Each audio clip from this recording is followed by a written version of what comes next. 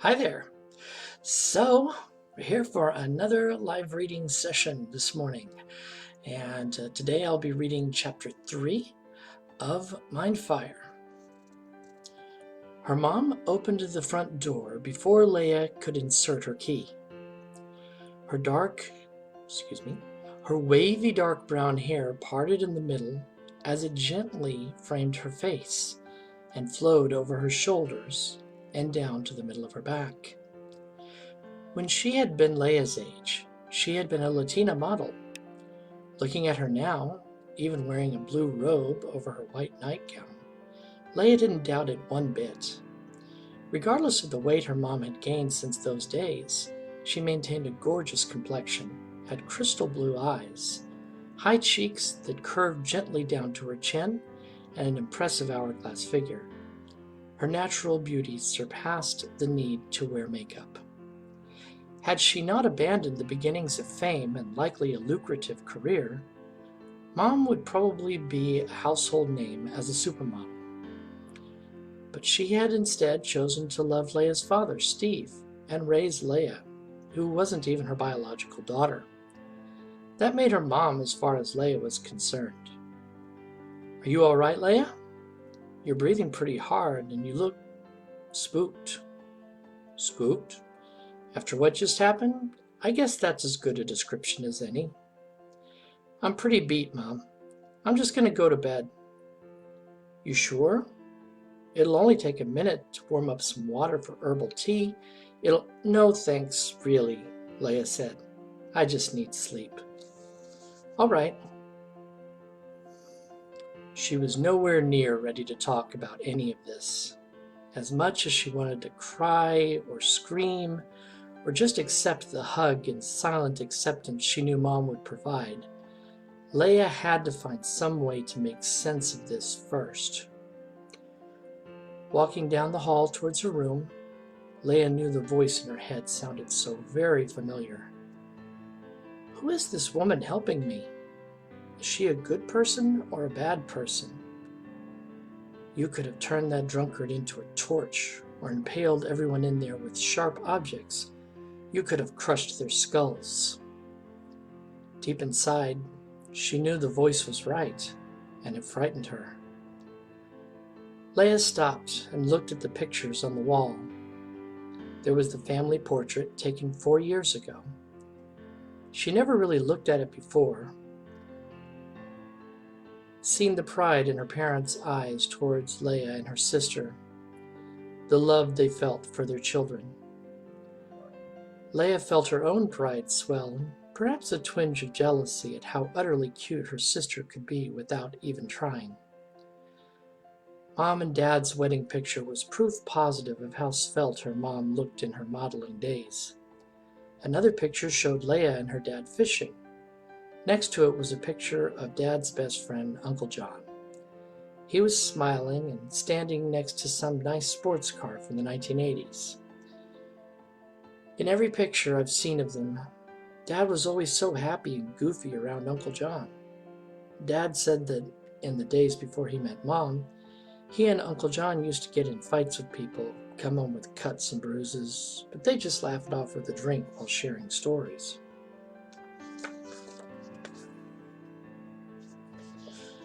Leia admired their friendship. Leia wished she'd been able to get to know Uncle John, but he'd died in some kind of work-related accident before she was born. Did Uncle John ever get married and have kids? Mom and Dad don't really talk about his life outside the friendship. He worked on cars and motorcycles and raced them for fun. But what did he do as a job? I guess I'll never know. Leia felt Mom's gaze even though she wasn't facing her.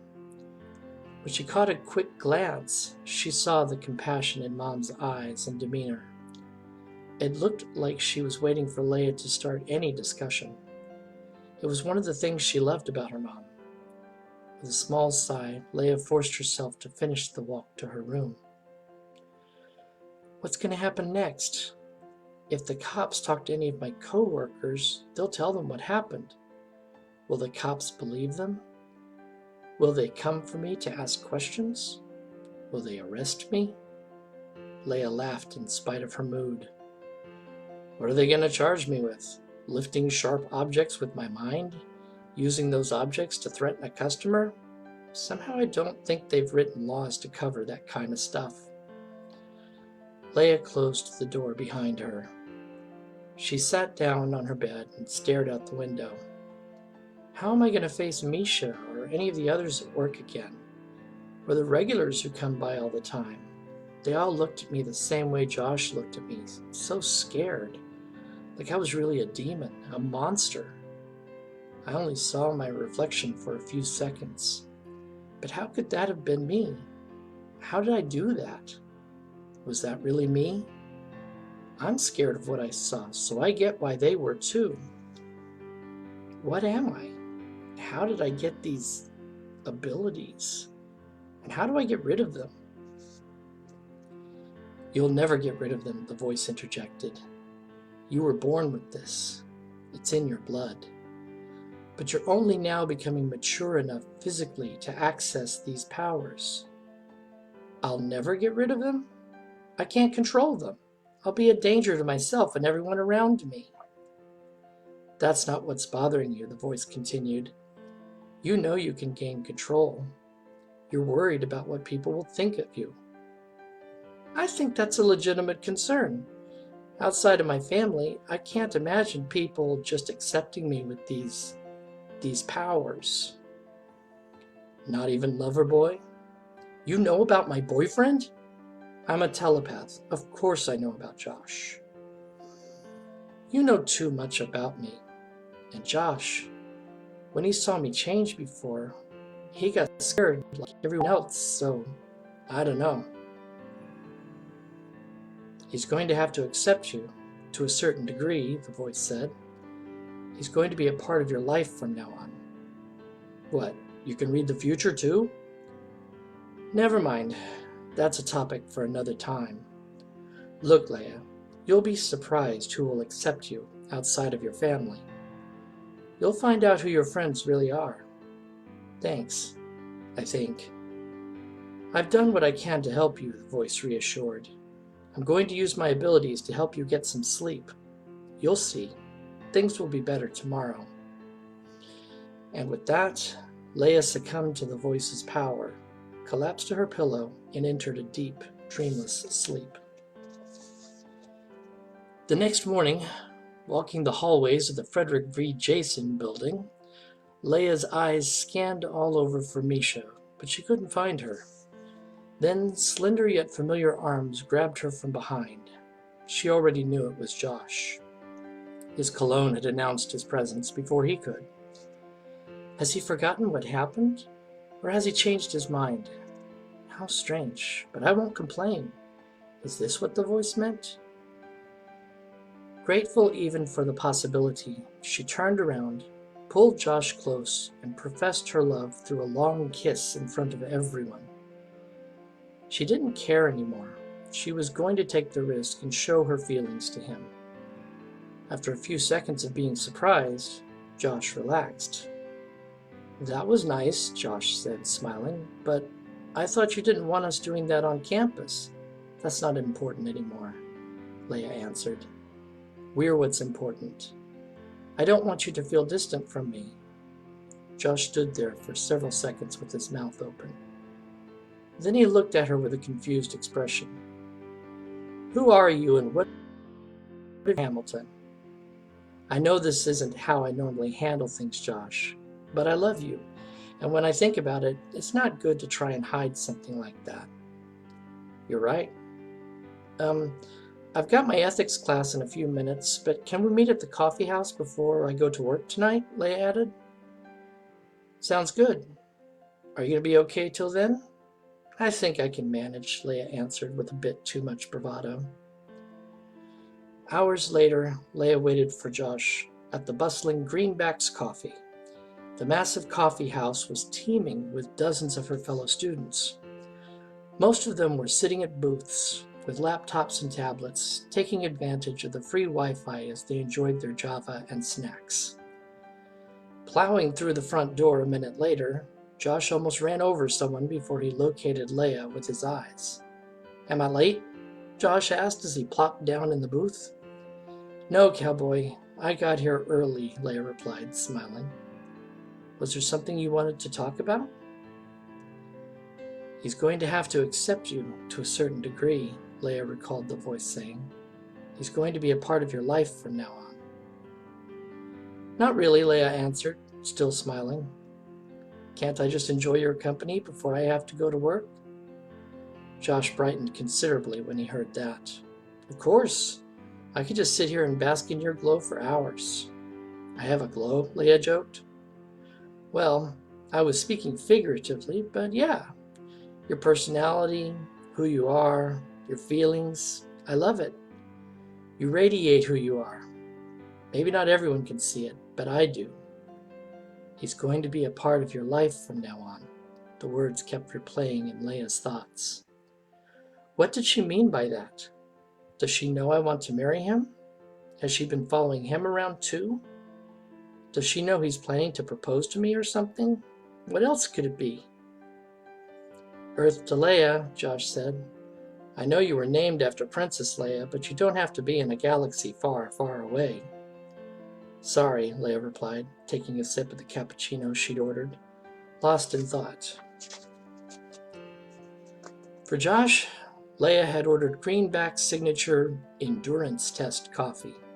4 shots of espresso added to an over-roasted house blend. He'd almost finished the drink. About what? Josh asked. You know I'm a good listener. Maybe he'll understand. I've got to try and start somewhere. What would you do if you could, I don't know, fly? How would you handle it? What would you do? He leaned back and pondered on it for a few seconds. He took a final sip of his endurance test. I'd use it, he said. I'd go around and help people. And I'd use my flying ability to impress you. Leia smiled at that and semi-blushed. For real? You'd go superhero? She replied. How would you deal with people knowing you could fly? Well, I'd do like the comics and make up an identity. I'd either wear a mask or a helmet or something. That way people wouldn't recognize me when I flew around and saved the world. Complete secret identity, huh? Wouldn't it be hard, leading 2 lives? One where you're a normal guy who goes to school and works, and another where you're going around saving the world? Do you think about it when you open a door for someone? Or when you warn someone to watch out if something's falling? Or help catch someone's arm when they slip and are about to fall down? You just do it and life goes on, right? Now it was Leia's turn to carefully consider what Josh had said. Then she smiled, thanked him for his answer, and changed the topic. Excuse me. 30 minutes later, Leia walked cautiously towards Skippy's Pizza.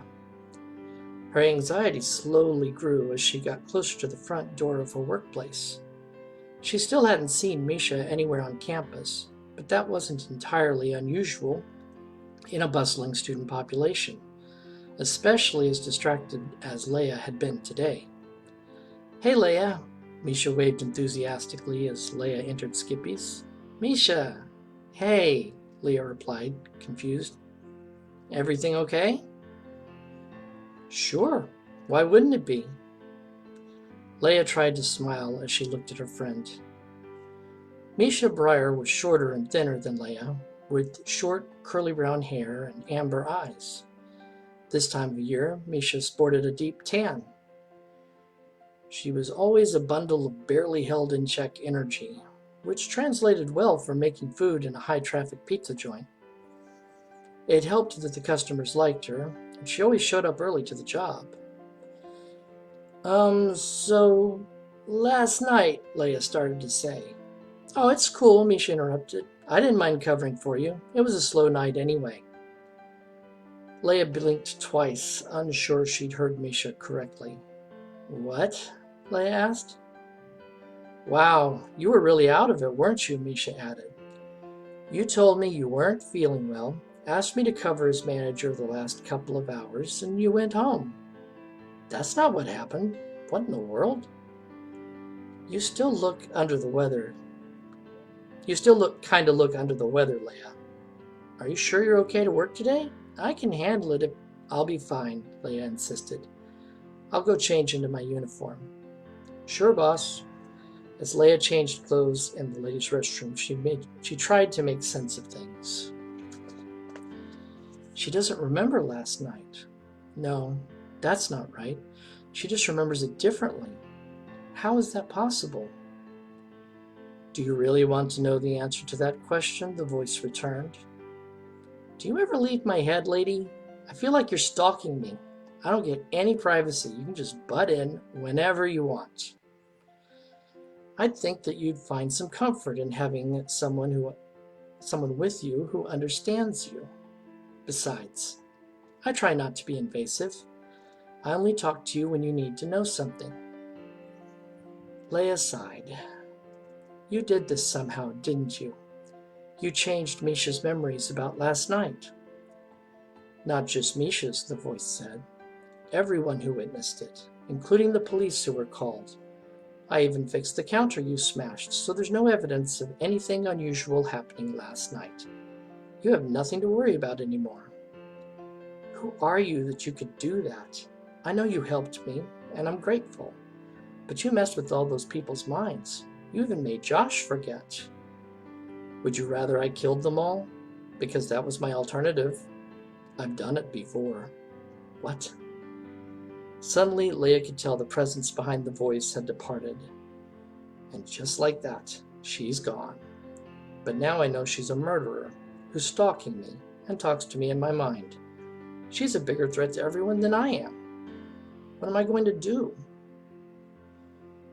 Leia walked to the counter and visually confirmed what the voice had said, that the surface had been completely repaired.